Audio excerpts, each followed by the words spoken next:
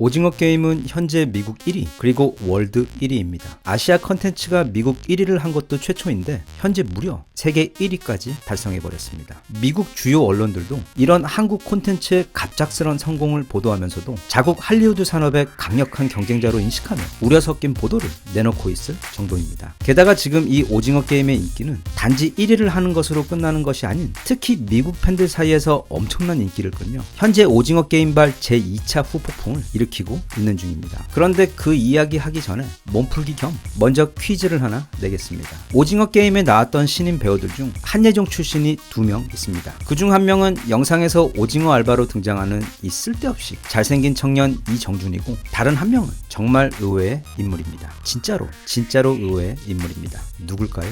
바로 알리입니다. 우리 알리의 본명은 아누팜 트리파티. 인도에서 왔고 예전에 국제시장과 승리호에 출연한 적도 있습니다. 인도에서 영국 배우로 활동하다가 한예종 외국인 장학생 프로그램으로 들어온 친구입니다. 다시 오징어 게임 미국 상황으로 돌아가 보면 일단 지금 미국에서 그리고 넷플릭스 본사 내에서 이 오징어 게임이 얼마나 엄청난 이슈냐 하면 오징어 게임의 총 상금인 456억 원의 거의 200배 가까운 재산인 8조 원을 가지고 있는 넷플릭스 CEO 리드 헤이스팅 또한 뻔뻔하게 그깟 오징어 코 묻은 돈 456억 원을 탐내며 자신도 게임의 457번째 참가자가 되고 싶다며 그 유명한 녹색 추리닝을 입은 사진을 얼마 전 자신의 트위터에 올렸고 무엇보다 지금 미국의 이베이와 각종 쇼핑몰에서 한국산 물건들이 갑자기 뜨며 난리가 난 상황입니다. 우선 가장 인기가 많은 물건은 바로 달고나 뽑기 만드는 재료와 도구들인데 이게 그쪽 유튜버들과 블로거들이 직접 만들어보고는 오징어 게임도 게임이지만 일단 이거 너무 맛있다고 하며 소문이 나버리면서 나도 집에서 그 뽑기라는 것 좀 만들어 먹어보자 하는 팬들이 갑자기 많아지며 지금 아마존과 이베이 같은 미국 대표 쇼핑몰에서는 싼 곳은 3만원 중반대에서 비싼 곳들은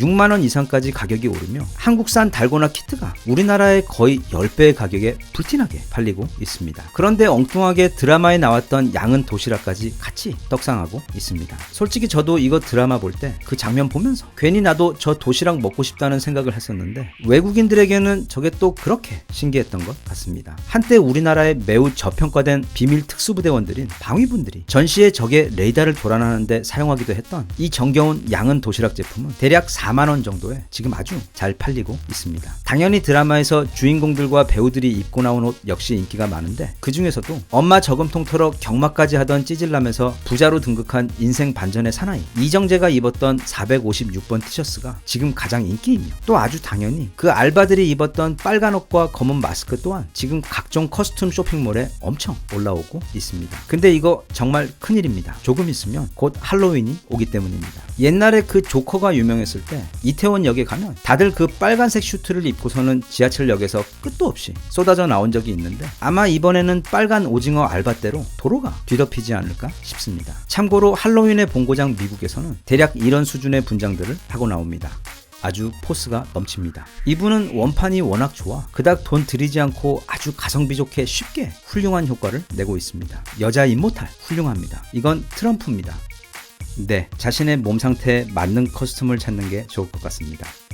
우승 후보입니다. 할로윈 때 미국인들에게 언제나 가장 인기 많은 커스텀 모델인 그것입니다. 제 친한 후배 중에 별다른 분장을 하지 않아도 이거랑 똑같이 생긴 녀석이 한 명 있습니다. 정말 착한 녀석인데. 그리고 이건 아기 고슴도치. 할로윈 때도 역시 애들 분장이 제일 귀엽습니다. 이 오징어 게임은 앞서도 그리고 지난 영상에서 소개한 것처럼 지금 한국과 미국에서 엄청난 인기몰이 중입니다. 그런데 엉뚱한 곳에서 오징어 게임이 아주 폭발을 하고 있습니다. 바로 중국입니다. 그런데 이상합니다. 첫째, 중국은 최근 들어 연이어 논란이 된 한국 문화에 대한 도둑질을 우리 국민들이 팩트 폭격하며 지적하자 그들이 쪽팔릴 때마다 하는 디폴트 반응인 성을 내고 있었습니다. 그러면서 중국의 문화가 훨씬 더 우월하기 때문에 이제는 한국 연예인들이나 한국 영화나 드라마 또는 BTS 포함 한국 음악도 안 듣겠다고 불매운동 비스무리한 것인 한한령을 실행하고 있던 중이었습니다. 그런데 더 중요한 건 중국에는 넷플릭스가 없습니다. 중국에는 정부의 규제로 인해 유튜브가 없다 없듯이 넷플릭스 또한 서비스 되지 않고 있습니다. 다시 말하면 유튜브나 넷플릭스 같은 세계 많은 개인 창작자들이나 넷플릭스 같은 세계 최고 컨텐츠 기업이 만들어 올리는 최고의 콘텐츠들을 골라보는 대신 중국 내에서 서비스하고 있는 중국 토종 OTT에서 중국 기업들이 만든 중국산 컨텐츠들만을 보고 있는 것입니다. 원칙적으로는 그렇습니다. 하지만 더 좋은 것을 누리려는 인간의 욕구는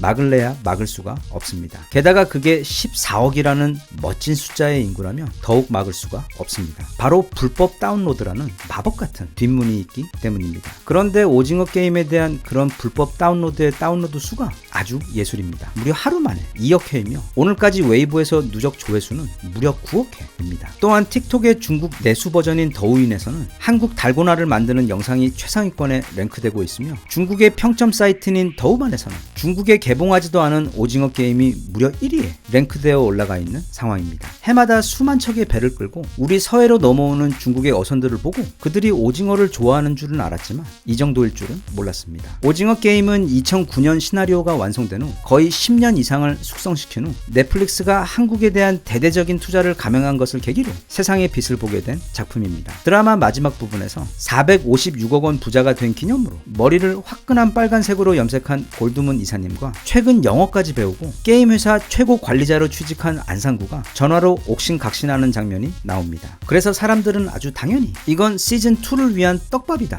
라고 생각하고 있었습니다. 저 역시도 이건 떡밥도 아닌 그냥 대놓고 시즌2의 대략적인 분위기까지 알려주는 그런 피날레 장면이었다고 생각했는데 역시 게임의 실체부터 프론트맨의 정체 그리고 이사님의 구슬간부 할아버지이자 옛날에 사놓았던 땅에서 오일이 발견되며 엄청난 거부가 되었다는 오일남 할아버지가 이사님이 구라친 거 사실 다 알고 있으면서도 모른 척 했다가 나중에 나직한 목소리로 그 무서운 대사 날릴 때 소름 쫙 돋았던 것까지 그리고 결정적으로 마지막 회 드러난 그 오일남 할아버지의 어마어마한 정체까지 해서 드라마를 보는 동안 수도 없이 옆사람 등짝을 찰지게 때리게 만드는 기가 막히는 반전의 반전이 계속 등장하던 작품답게 마치 시즌2를 예고하는 듯한 감독의 그 마지막 장면마저 마지막 반전을 위한 떡밥이었던 것입니다. 즉 오징어 게임의 황동혁 감독은 인터뷰를 통해 시즌2에 대한 계획은 없다고 못을 박았습니다. 하지만 물론 이게 무슨 인셉션은 아니지만 감독의 그 말 또한 또 다른 반전을 위한 떡밥인지도 모릅니다. 그리고 현실적으로 생각해봐도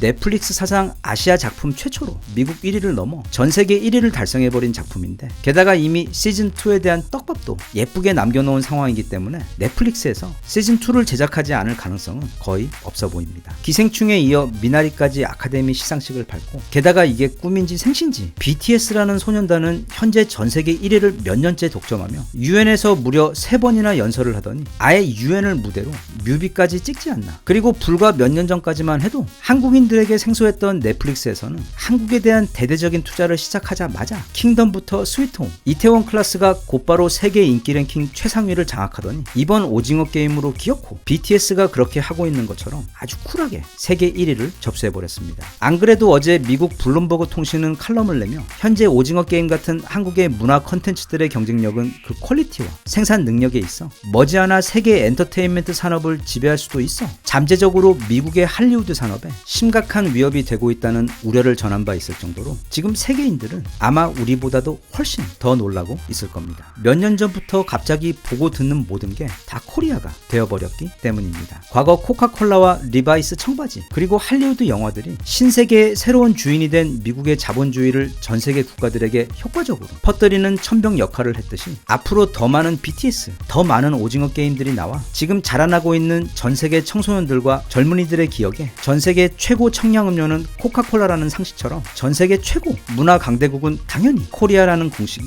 마치 문신처럼 깊숙이 새겨졌으면 좋겠습니다. 대한민국 만세. 감사합니다.